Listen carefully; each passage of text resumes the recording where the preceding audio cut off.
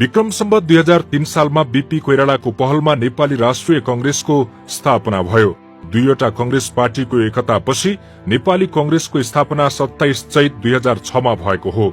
नेपाली राष्ट्रिय कंग्रेस र नेपाली प्रजातन्त्र कंग्रेसको एकता भएको चौथो अधिवेशनबाट पार्टीको नाम नेपाली कंग्रेस राखिएको थियो। तर बीपी कोइरालाको पहलमा 2003 मा नेपाली राष्ट्रिय कंग्रेस स्थापना भएको दिनलाई नै नेपाली कंग्रेसको पनि स्थापना दिवसका रूपमा लिइन्छ। नेपाली राष्ट्रिय कंग्रेस स्थापनाका लागि पहिलो पहल बीपी कोइरालाबाटै भएको थियो।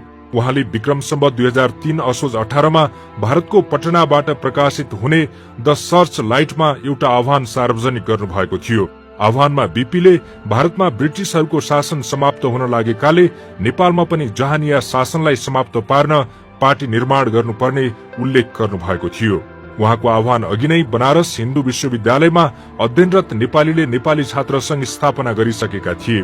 बीपी को आह्वान पछि नेपाली छात्र संघकै प्रयासमा कार्तिक 15 मा काशीमा एउटा गोष्ठी आयोजना गरेर राजनैतिक दल खोल्ने प्रयास शुरू भयो। त्यसका लागि देवी प्रसाद सापकोटा सभापति भएको अखिल भारतीय नेपाली राष्ट्रिय कंग्रेस स्थापना गरिएको थियो। उपसभापतिमा बालचन्द्र शर्मा, महामन्त्रीमा कृष्ण प्रसाद भट्टराई, प्रचार मन्त्रीमा गोपाल प्रसाद भट्टराई र कार्यसमितिमा बटुक प्रसाद भट्टराई, नारायण प्रसाद भट्टराई र नरेन्द्र रेग्मी थिए। त्यसैबीच नेपालको जेलबाट भागेर भारत पुगेका गणेशमान सिंह र बीपी कोइरालाको भेट भयो। पार्टी स्थापनाका लागि कोलकातामा हुने सम्मेलनमा गणेशमान प्रजा परिषदको सदस्यको हैसियतमा सहभागी हुनुभयो। सम्मेलनबाट निस्कँदा भने कंग्रेस भइसक्नु भएको थियो। नेपाली राष्ट्रिय कंग्रेसको स्थापना गर्न 12 र 13 माघ 2003 मा भारतको कलकत्ता भवानीपुर स्थित खालसा हाई स्कुलमा सम्मेलन बोलाइएको थियो। पछि यसैलाई पहिलो अधिवेशन मानियो। यो सम्मेलनले पार्टीको नाम नेपाली राष्ट्रिय कंग्रेस राख्ने निर्णय गर्यो। यो सम्मेलनमा गणेशमान सिंहको दबावमा टंक प्रसाद आचार्य सभापति बन्नुभयो अनि बीपी कोइराला कार्यवाहक सभापति बन्नुभयो। नेपाली राष्ट्रिय कंग्रेसको स्थापना भएको 2 महिना नपुग्दै 2003 चैतमा विराटनगर स्थित जुट मिलमा आन्दोलन चल्यो। आन्दोलनको नेतृत्व गिरिजा प्रसाद कोइराला र मनमोहन अधिकारीले गरेका थिए। उक्त आन्दोलनको स्वामित्व लिन बीपी कोइराला विराटनगर पुग्नुभयो। आन्दोलनकै क्रममा उहाँ चैत 12 मा पक्राउ पर्नुभयो। सभापति टंक प्रसाद आचार्य पनि जेलमै हुनुहुन्थ्यो। पार्टी हाँक्न नयाँ नेतृत्व आवश्यक भएपछि 27 र 28 चैतमा जोगबनीमा भएको दोस्रो सम्मेलनले मातृका प्रसाद कोइरालालाई कार्यवाहक सभापति बनायो। कार्यवाहक सभापति बनाइएका मातृका कोइरालाले आन्दोलनभरि मात्र सभापति बन्ने शर्तमा नेपाली राष्ट्रिय कंग्रेसको सदस्यता र नेतृत्व दुवै एकैसाथ लिनुभएको थियो। नेपाली राष्ट्रिय कंग्रेसले जेठ 20 मा सत्याग्रह स्थगित गरेपछि मातृकाले कार्यवाहक सभापतिबाट राजीनामा दिनुभयो। उक्त पदमा 1 वर्षका लागि दिल्ली रमण रेग्मी चुनिनुभयो। बीपी कोइराला 2004 भदौमा जेलमुक्त भए पनि रेग्मीले नेतृत्व हस्तान्तरण गर्न मान्नु भएन। बीपीले पछि 2004 असोज 28 मा कार्यवाहक सभापति आफू नै भएको घोषणा गर्नुभयो। रेग्मीले त्योभन्दा 1 कदम अगाडि बढेर जेलमा रहेका टंक प्रसाद आचार्यलाई सभापतिबाट बर्खास्त गर्नुभयो र आफै सभापति भएको घोषणा गर्नुभयो। यसले नेपाली राष्ट्रिय कंग्रेसमा फुट आयो। बीपी कोइराला आन्दोलन हाक्न विक्रम सम्वत 2005 कार्तिकमा काठमाडौँ पुग्नुभयो। तर काठमाडौँ पुगेको केही समयमै उहाँ गिरफ्तार हुनुभयो। नयाँ नेतृत्व छान्न नेपाली राष्ट्रिय कंग्रेसको तेस्रो अधिवेशन 2005 फागुन 18 मा दरभंगा बिहारमा भयो। यो अधिवेशनले दोस्रो पटक मातृकालाई कार्यवाहक सभापति छान्यो। 2006 चैत 16 मा बीपी जेलबाट रिहा भएपछि पनि मातृका नै कार्यवाहक सभापति भइरहनुभयो।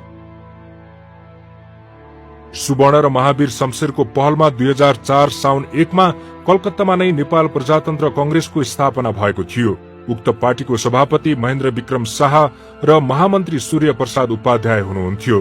पार्टीले सशस्त्र क्रान्तिबाट राणा शासन फ्याँक्ने नीति लिएको थियो। क्यान्सर पत्ता लागेपछि मुम्बईमा गएर उपचार गराउनु भएका बीपीले त्यहाँबाट फर्किएर सुवर्ण शमशेरको पार्टीसँग एकताको पहल गर्नुभयो। 2006 चैत 27 मा कलकत्ता स्थित महावीर शमशेरको टाइगर सिनेमा हलमा भएको सम्मेलनले पार्टीको नाम नेपाली कंग्रेस राख्यो र सभापति मातृका प्रसाद कोइराला तथा महामन्त्री महेन्द्र विक्रम शाहलाई छान्यो। बीपीलाई सभापति बनाउने गणेशमान सिंहको प्रयास सफल भएन। 2007 सालमा प्रजातन्त्र आएपछि कंग्रेसको नेतृत्व गरेका बीपी सरकारमा सामेल हुनुभयो। राणाहरूसँगको द्वन्द्वका कारण बीपीले गृहमन्त्रीबाट राजीनामा दिनुभयो। राणा कंग्रेस सरकार ढल्यो। दरबार र भारतको साथ पाएका मातृका 2008 मंसिर 1 मा प्रधानमन्त्री नियुक्त हुनुभयो। बीपी गुटले मातृका सरकारलाई सहयोग गरेन।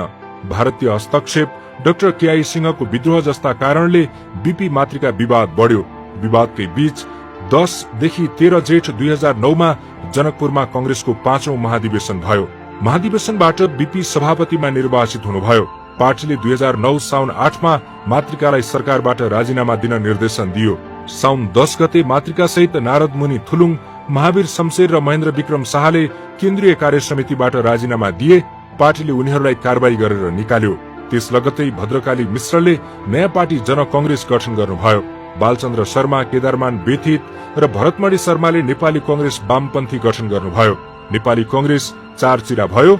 मातृकाले पार्टीबाट कारबाही भोगेको 10 महिनापछि 2010 वैशाख 16 मा आफ्नै नेतृत्वमा राष्ट्रिय प्रजा पार्टीको स्थापना गर्नुभयो।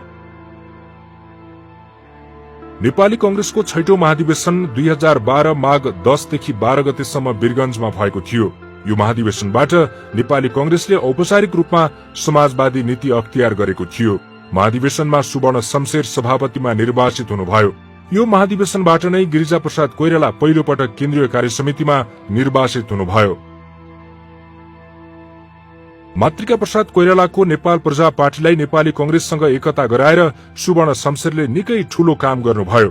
2013 सालको भदौ असोजमा नेपाल प्रजा पार्टी र नेपाली कंग्रेसको एकता भयो। सुवर्ण नै सभापति हुनुभयो।